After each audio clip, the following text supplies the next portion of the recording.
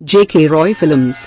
अगर आप भी चाहते हैं कि जेके रॉय फिल्म्स का वीडियो सबसे पहले आप तक पहुंचे, तो लाल बटन दबाकर चैनल को सब्सक्राइब जरूर करें और साथ में बेल आइकन को दबाना ना भूलें। तुहरा बिना रानी बता दो न हो कैसे रहब, तुहरा बिना रानी बता दो न हो अपना जाए के इरादा दिल से हो, अपना जाए के इरादा दिल से भुला दो न हो कैसे रहब, तुहरा बिना रानी बता दो न हो कैसे रहब, तुहरा बिना रानी बता दो न हो।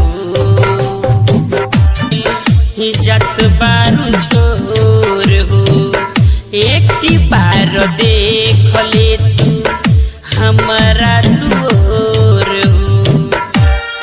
ये जान काहे करू हमरा सुन हमारा दूर हो, कौन कसूर भइल इज्जत बारू छोर हो।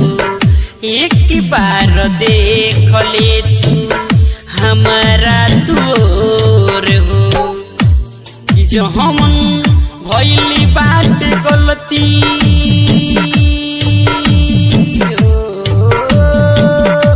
कि जो हमन भइली बात गलती तू भुला दो न हो कैसे जियब, तुहरा बिना रानी बता दो न हो कैसे रहब, तुहरा बिना। गरीबी समझ के दिल काहे तोर देलू, जाके के हुआर के दिल में बस गईलू, दिल में बस गईलू। गरीबी समझ के दिल काहे तोर देलू, जाके के हुआर के दिल में बस गईलू। किनीसु वादा कोइल रानी हो,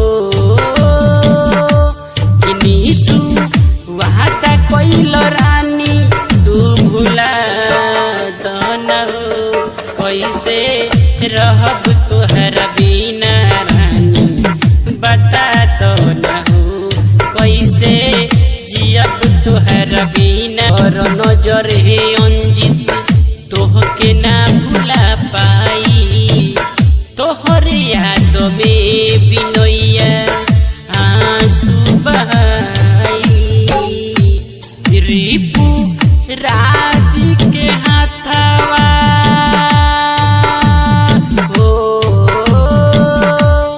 रिपू राज के हाथवा तू धले लो कैसे रहब, तुहरा बिना रानी बता दो न हो कैसे जियब, तुहरा बिना रानी बता दो न हो।